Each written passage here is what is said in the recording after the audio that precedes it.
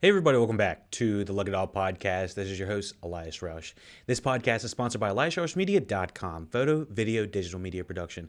Today we are discussing the long-anticipated Zack Snyder's Justice League. What is this, 2021 now? So it's been about 4 years since I think the original Zack Snyder slash Josh Whedon Justice League 2017 cut. I believe it was 2017. Yeah, I believe. Yeah, that's when it was released. There was a lot of post and production troubles that were happening throughout the production of Zack Snyder's Justice League. A little bit of studio interference. There was some family issues that were, there was things that were happening in Zack Snyder's personal life that were really impacting what was going on behind the scenes.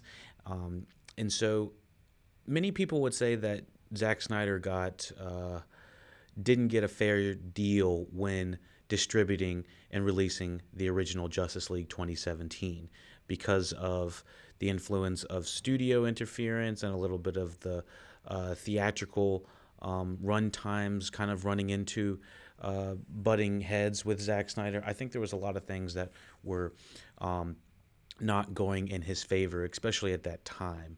On a personal note, for what I believe the reason he stepped down for the original Justice League was because of the suicide of his daughter. I believe her name is Autumn, who this movie is dedicated to at the end.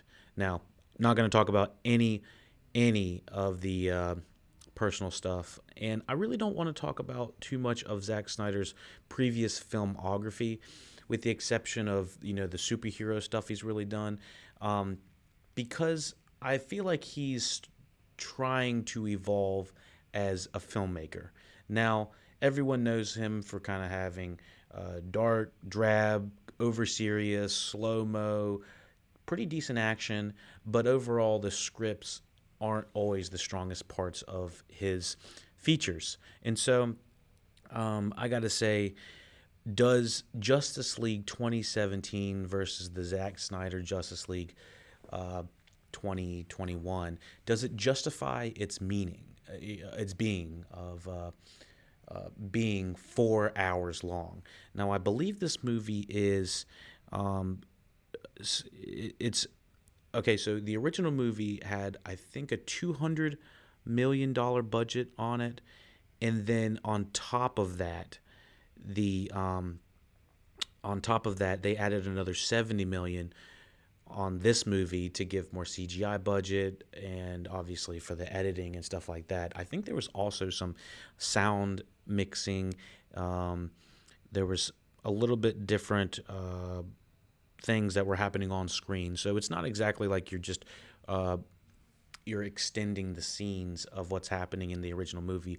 But what Justice League 2021 does is it allows the original movie to breathe in a way, and it removes all of the Josh Whedonisms. Apparently, from what I heard, there's no Josh Whedon footage in this now. I'm not 100% sure if that's true, but I'll take that with a grain of salt. Ultimately, the original Justice League, we have a review on it. I can link it in the show notes if you'd like. But the original Justice League, the biggest problem was it has this grand epic scale of a story and all of these characters that have to be fit into this tiny movie of less than 2 hours. I believe Justice League, the original, was the original Justice League film was only 120 minutes, and it was on a $300 million budget. Holy Santa Claus. So, it cost a buttload, and it was barely breaking even, I think, for quite a while. I think they have to make like 3 times their budget, so it's like 300 million on the original was just not substantial. It was an expensive ass movie. They didn't get the movie. They didn't get any of the funding back. Let's just say it was kind of a shit show for the original movie. And so having it come out on HBO Max, HBO Max was not even on the radar at the time of 2017's Justice League. So having this service, having HBO Max, having the Justice League have an extended edition, and when it's extended edition, this is like super extended edition. Now, this allows for the original movie to breathe. It allows for the characters to flesh out, for us to understand all of the underwritten characters that are in the original 2017 movie. The original 2017 movie felt very much like it has the potential, but there was just the navigation in between. It kind of felt a little bit jarring. And it's amazing what you can do with a re-edited movie, especially in this case. Think about like Avengers or something like that, how long the two movies, Infinity War and Endgame, were. If you re-edited those to, let's just say, a 6-episode movie length, I definitely could see it benefiting some of the runtime. But like I said, the reason this movie is I don't want to say like 10 times better than the original, but it improves on the original in just about every way possible I can think of. Like I said, the problem with the first one was the quick cut action, which is not Zack Snyder's forte. If you look at his previous filmography, think of Watchmen, think of 300, all of those, I think Zack Snyder's movies are generally longer in length. Let me see. Yeah, Batman v Superman, not exactly the most interesting looking film from cinematography standpoint, but I really enjoyed Man of Steel, and I thought, like I said, his storytelling technique requires more time.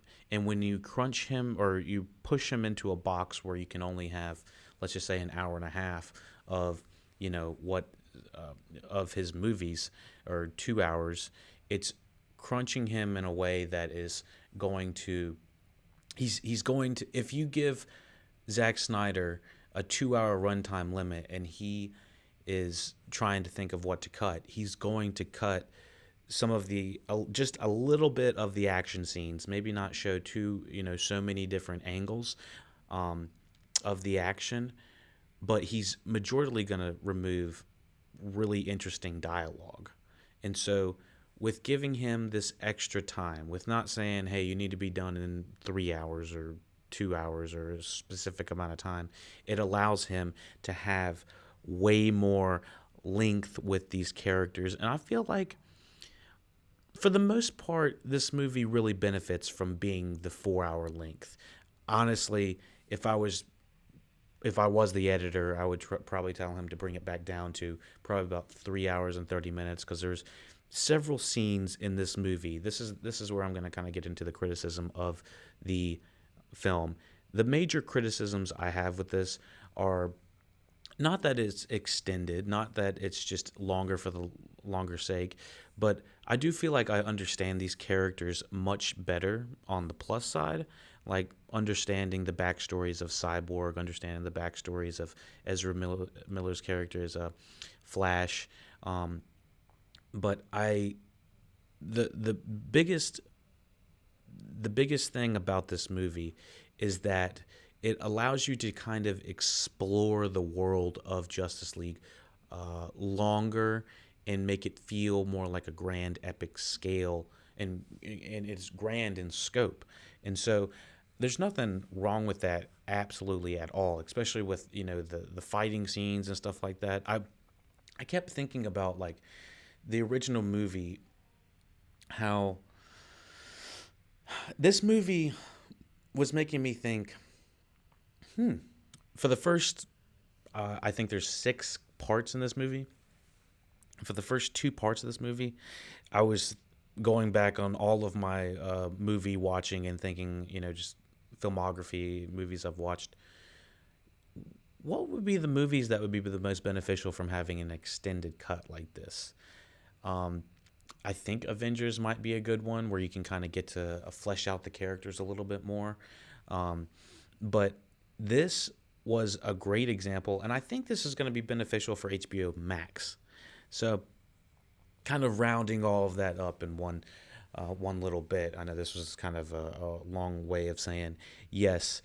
Overall, this movie works. It's borderline pretentious when it comes to how long the slow mo is. I'm not gonna say that it's the best thing, but I will say I enjoyed the extended dialogue scenes. I enjoyed the alternate takes. I kind of felt like the establishing shots in Zack Snyder's Justice League are much better than the original Justice League. Because if you think about when you're editing something, it's like, okay, so if we have an establishing shot of like the city, if we have an establishing shot of the building, this, that, and the other, kind of scaling it down as we go.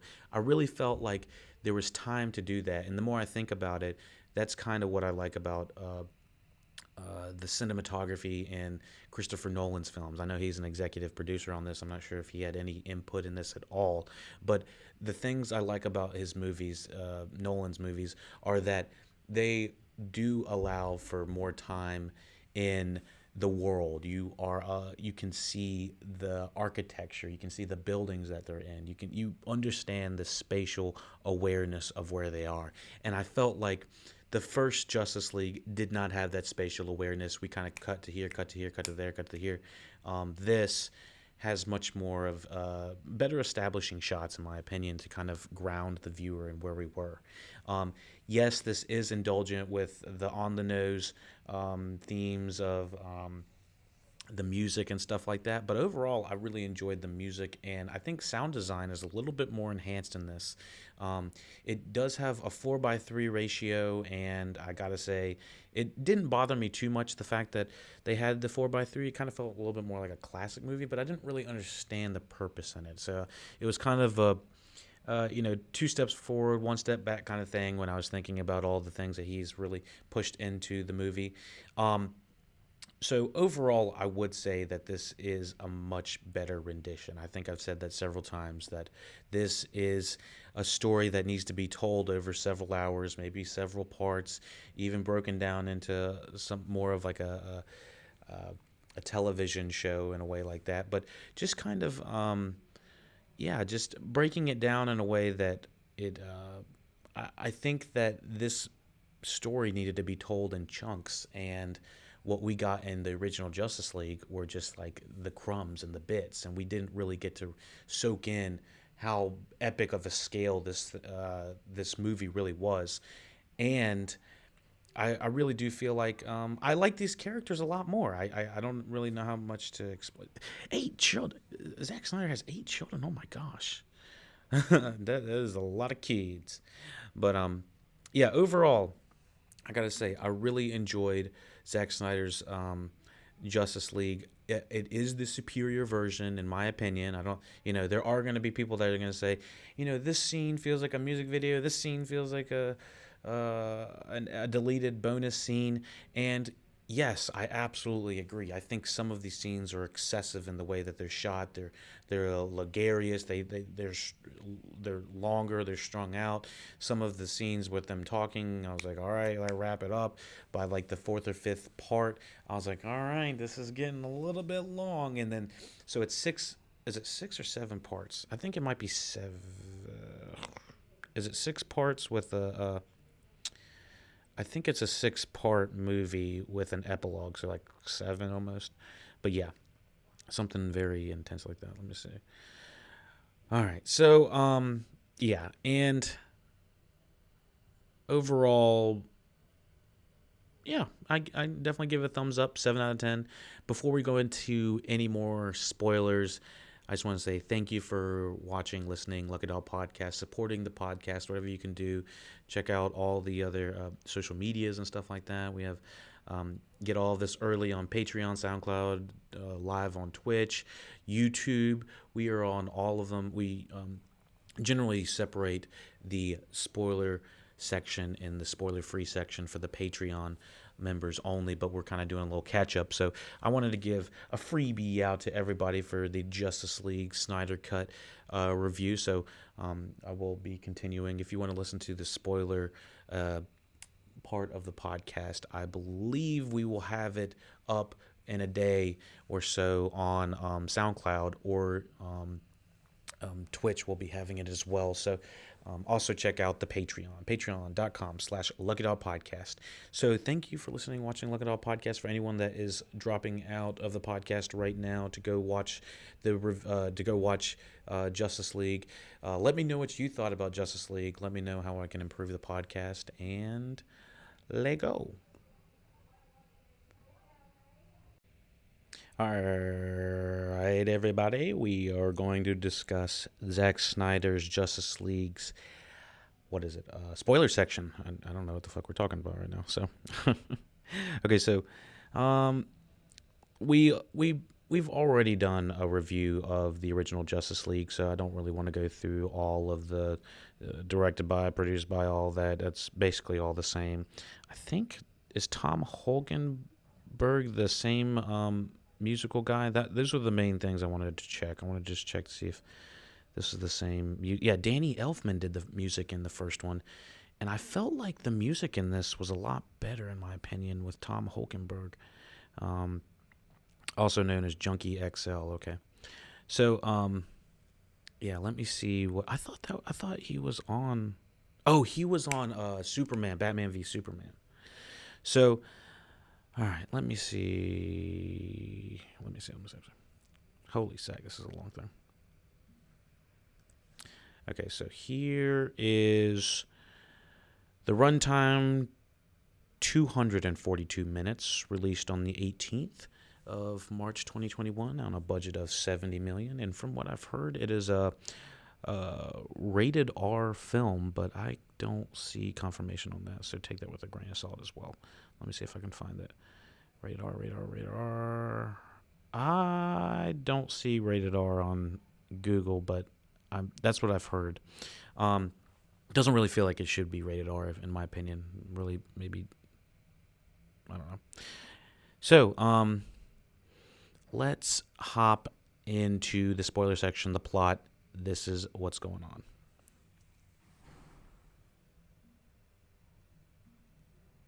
Thousands of years ago, Darkseid and his legion of parademons attempted to conquer Earth using the combined energies of the three mother boxes. They're like Thanos' stones, you know. The attempt was foiled by a unified alliance of the Olympian gods, Amazons, and Atlanteans, the humans, and a Green Lantern.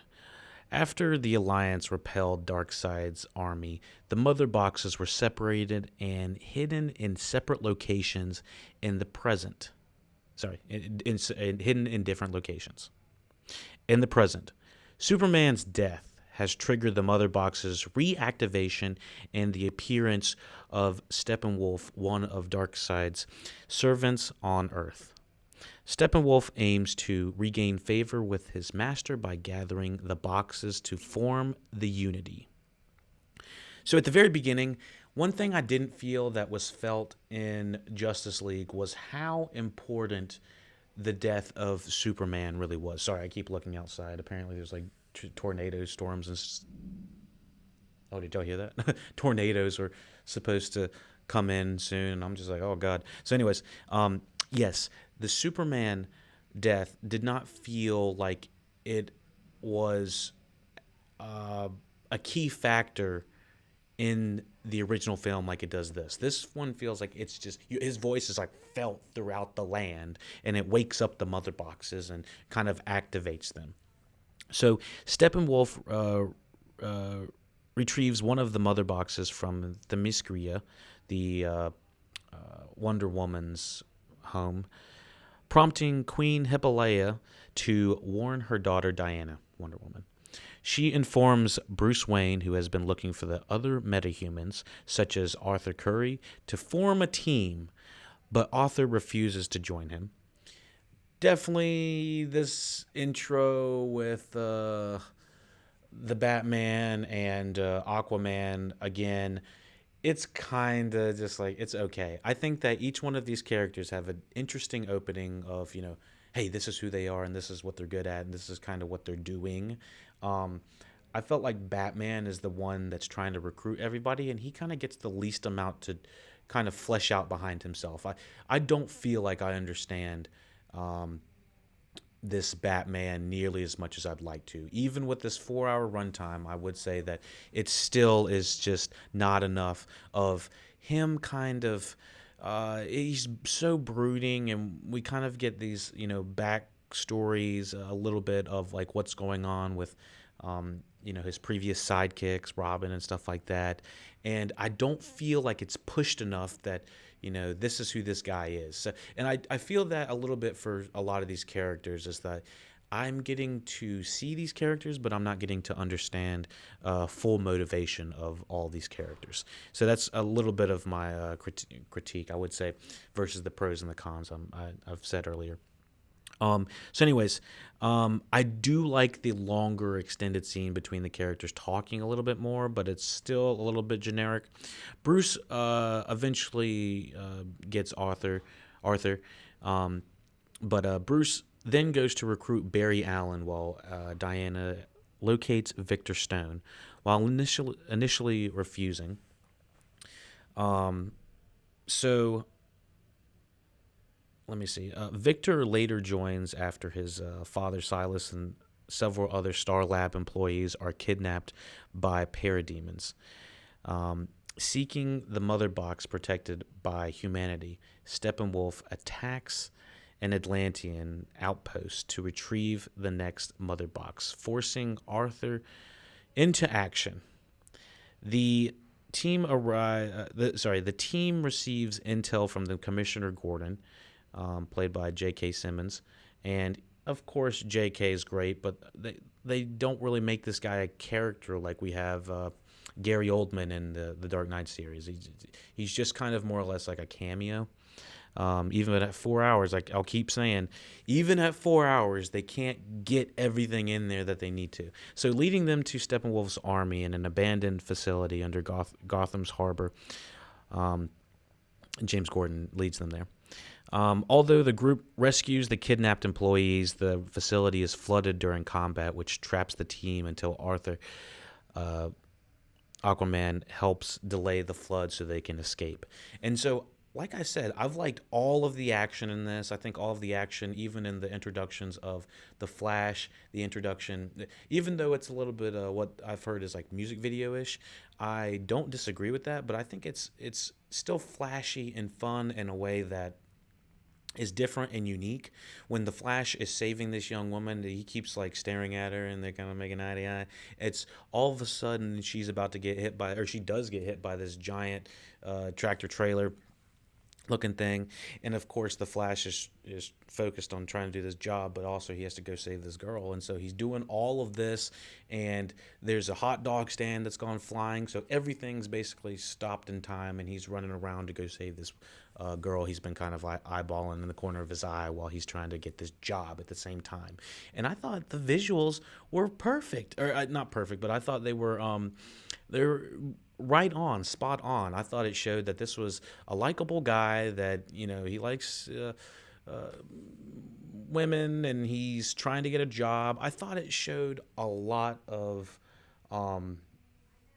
more personality in this character than they were ever showing in the first one. The first one they were kind of showing, yeah, I'm a fast guy and I kind of do this and I like to do that, and it didn't really feel like he was telling us what he was doing versus showing us. And I feel like that's a big problem for Justice League on both sides, both the 2017 and 2021 versions.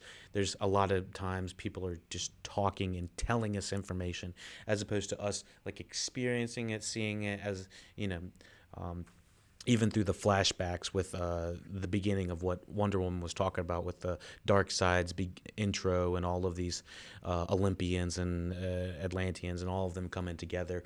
It still feels like we're just being told and dropped this exposition right on our head. And it's a lot of exposition in a lot of this place because you have to explain the stories of who they are, but it's just, it can be excessive. So, Although the group is kidnapped, although the group rescues the kidnapped employees, the facility is flooded during combat, which traps the team until Author um, helps delay the flood so they can escape. Victor retrieves the last mother box, which he has hidden for the group to analyze. He reveals that Silas used the mother box to rebuild his son's body after a car accident. We get so much more Cyborg in this movie. It's a breath of fresh air, to be honest. And I know that there's a lot of behind the scenes things going on with Ray Fisher as the guy that played Cyborg. He did not like whatever Josh Whedon was bringing. I don't recall him ever saying anything about Zack Snyder, but he had so many things to say about Josh Whedon, and a lot of the people are saying some things about Josh Whedon that are kind of coming out saying, he's not that great of a guy, but, that's neither here nor there. It's all alleged. It's all speculation. It's just what I've heard through the grapevine. And so it is interesting how people love to put somebody down, but even more than put somebody down is to bring them back up, the underdog. Everybody loves a good underdog story.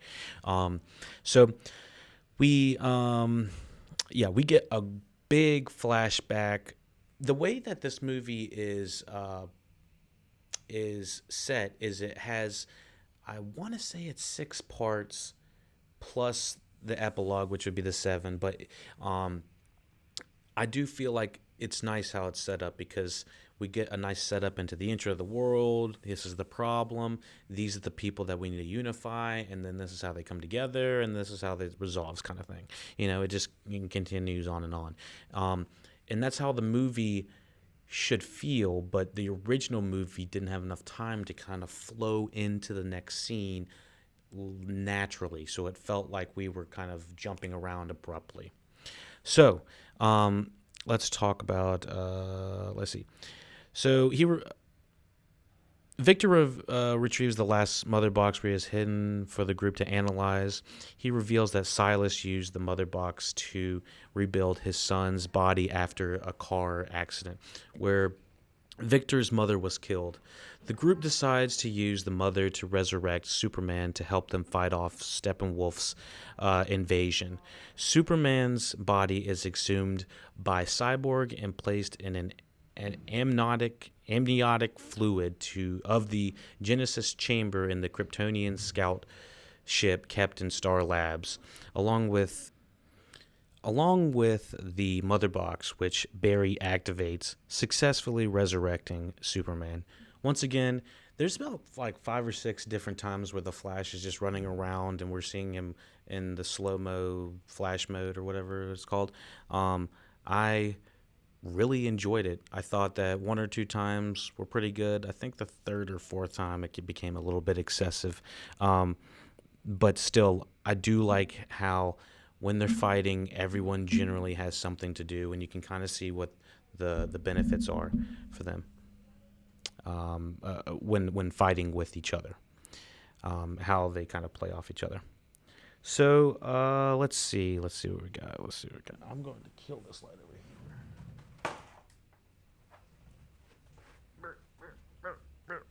Sorry. Okay, so let me see. I think we're going to be fighting some rain coming up here soon, so let me see if I can kind of hurry up a little bit for everybody. So let me see. So successfully resurrecting Superman. However, Superman's memories have not returned, and he attacks the group after Victor accidentally launches an attack at him. Now, this is a little bit convenient. I kind of wish that Superman would kind of just attack him on end, because he's just like doesn't know what's kind of going on, like, Clark, calm down. But Cyborg's like auto defense system or something just automatically and randomly, and the only time in the 4 hours just randomly goes off and starts shooting at Superman. Like, it doesn't happen any other time, so it kind of feels a little bit like plot convenience and a little bit just convenient overall. It's like, I don't know if that would really happen if it's not like set up. Like, I don't feel like there was ever a time that's really set up, although that it's like, okay, so let me see. Also, out of all of the superhero characters, he seems to be the one that you would want to be like the least. I mean, he's suffered the most, probably, with losing all of his parents and stuff like that, and the ways that he has, and losing his body in that way. It's just like he seems like a character that they could really nail down. I mean, Cyborg is a perfect character to do the $6 Million Man kind of spin off in a way, just like in a way to, like, you could flesh out the character of Cyborg very easily, in my opinion. Let me see what else that we have for this. So Superman's memories have not returned. He attacks the group after Victor accidentally launches an attack at him. Lois Lane arrives and Super. Oh, okay. So as soon as Lois Lane arrives, we see Superman is just kind of like losing his shit. It's basically the same scene from the original one, which was one of the best scenes of all of the Justice League, kind of like coming together, and they're all in town, and they look like that they're like trying to tell Clark to relax, and when they're literally all trying to restrain the guy. We have like Cyborg holding his chest. We have Aquaman like lunging at him. We have Wonder Woman hitting her with the, and then we have all of these different superheroes kind of coming in to like try to take this guy down, and then we have the Flash going super fast and he hits them with the side eye, and yeah, it's just like, it's amazing. It's just like the original version. It seems that was probably pre-cut or something like that, maybe even written out way early before, but just with the music and it just kind of feeling like epic and grand in scale, it just feels amazing. The combination, and I wish the original movie, and I wish this 4-hour movie always hit the highs of this scene. Anyways, Lois Lane arrives and calms Superman down, leaving with Lane to his family home in Smallville, where he regains his memories and reunites with his mother, Martha. Why did you say that name? Steppenwolf attacks Star Labs to retrieve the last Mother Box, and Silas is killed. Without Superman to aid them, the 5 heroes travel where Steppenwolf aims to reunite the Mother Boxes. Silas has a much bigger part in this 4-hour cut, alongside the people at Star Labs. They're really trying to make Star Labs like the Shield or the Sword or whoever the hell Marvel has. So they're like the corporation that looks over the what's it called, the alien stuff. So and is looking at the alien stuff that lands on Earth. So what else do we have here? Sorry, I kind of lost my spot.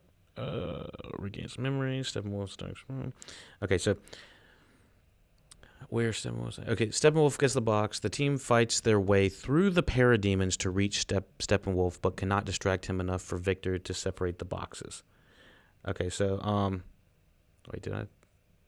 Okay, they kind of skipped a little bit, but they have some powwows. They try to talk about how they're going to fix things, how they're going to get the Mother Boxes, and what the best plan is, and how Cyborg's going to be a pretty big player in this. And I think he was a big player in the original, but not like to this extent where we saw how much of his father was involved in the Star Labs type stuff.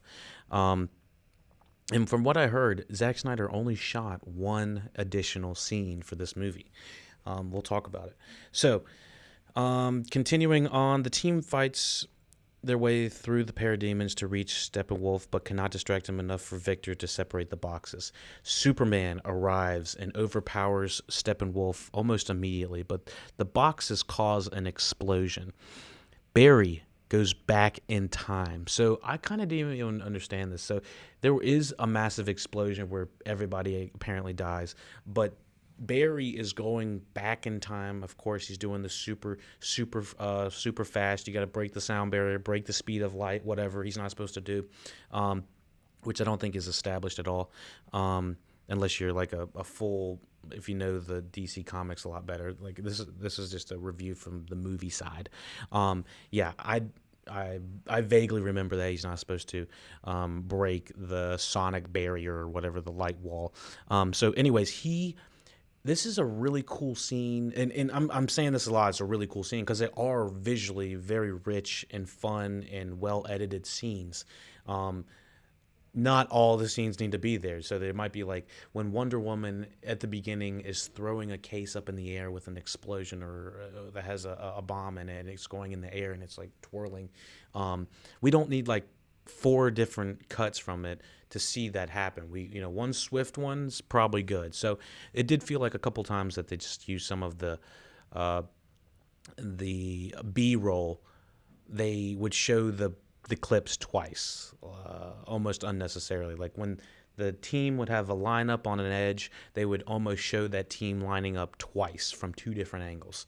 So that was some unnecessary stuff with the 4-hour cut. This was, again, I was watching this at like 12:30 or something, and it was getting late, and I was just like, "Oh my god, this is like it's excessive and borderline pretentious." It's like it felt like the swan song of Zack Snyder in the DC universe. And if this was his last one, I wouldn't be 100% upset, or I wouldn't be 100% mad or sad or anything. I'd say this is a good one to go out on. I don't think he's always had the best produced comic adaptations, but I think they've been entertaining for the least, to say the least. So Barry goes back in time, allowing Superman and Victor to separate the boxes. Arthur stabs Steppenwolf, and Diana decapitates him, kind of giving everybody something to do.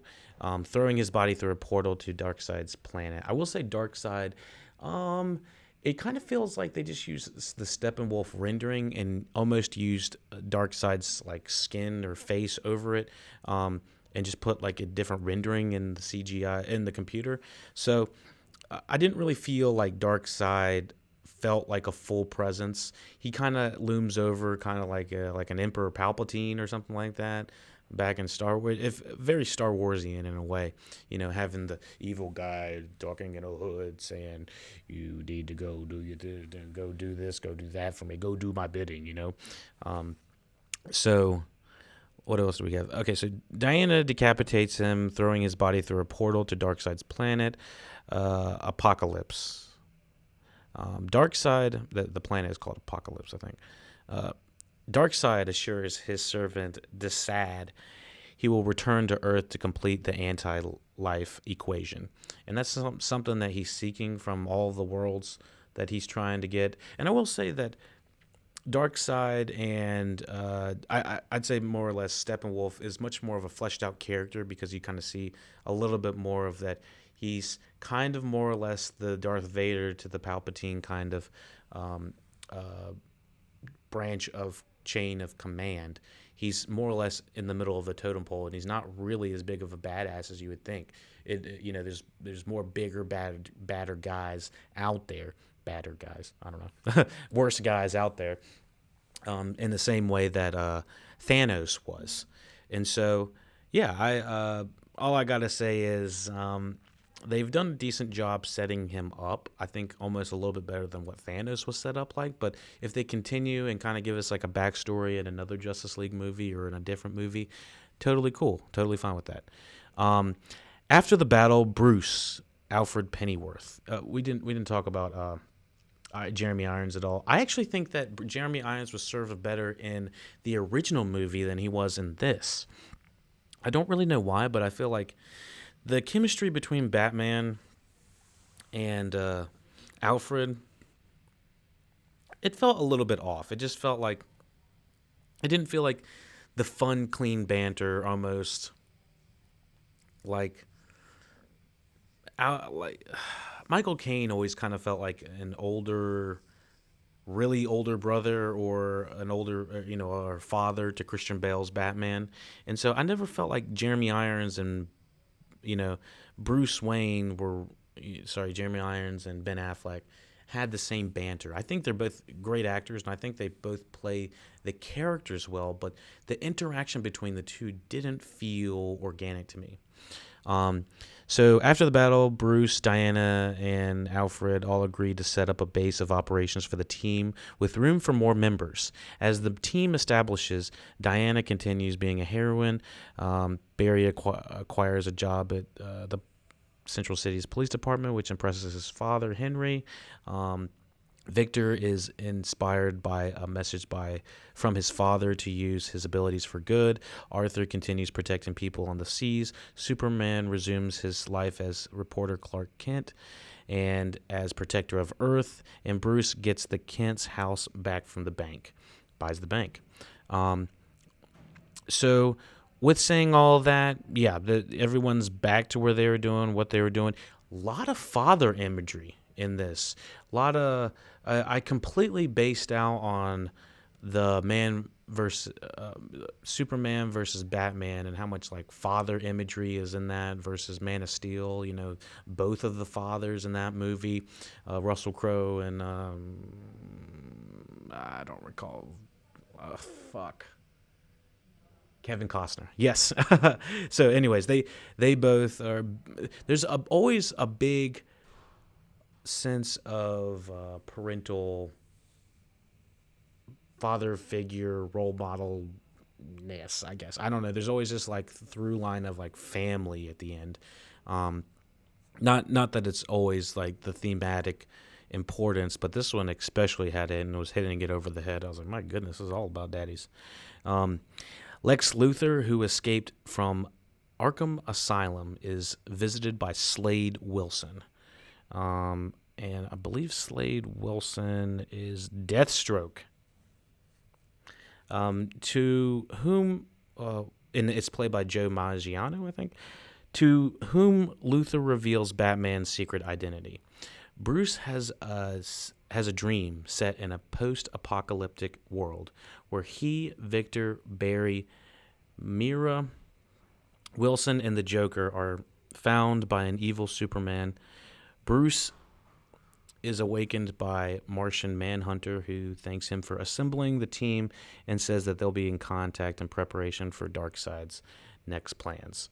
So basically, Martian Manhunter has been turned into what I would say is the Nick Fury of the DCEU universe, or whatever the universe is called. So, yeah, I think we got it. And I will say this little last scene of this post-apocalyptic world where all this is happening, I don't think it's strictly there for the trailer, in my opinion. There's this whole scene in the trailer of we live in a society kind of thing, of the Joker saying all this shit. And it's just like, yeah, that's not in there. None of that is in there. And as a matter of fact, what's in there, I think, is kind of unnecessary. And if it wasn't a 4-hour movie, they would have cut it. It's this scene kind of almost describes the whole movie of,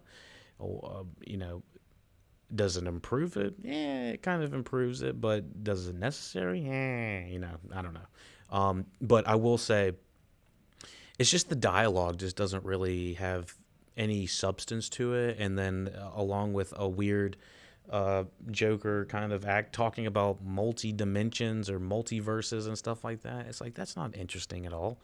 Kind of solidify some good writing on that and really nail down about what they should be saying. So that's basically all I got to say. But yeah, thank you for listening, watching Look It All Podcast. Let me know what you can do to support the podcast. Be sure to 5 stars on iTunes. Check us out live on Twitch. We post generally the spoiler-free sections on YouTube and SoundCloud mastered. However, we're going to throw the entire podcast up because we've been kind of slacking a little bit. And so I want to just thank y'all for listening and watching the Look It All podcast along with me. Watching the shows along with me. So, yeah, let me know how I can improve. Let me know what you thought about Justice League, the Snyder Cut. This is another one for the books. All right, everyone, take it easy.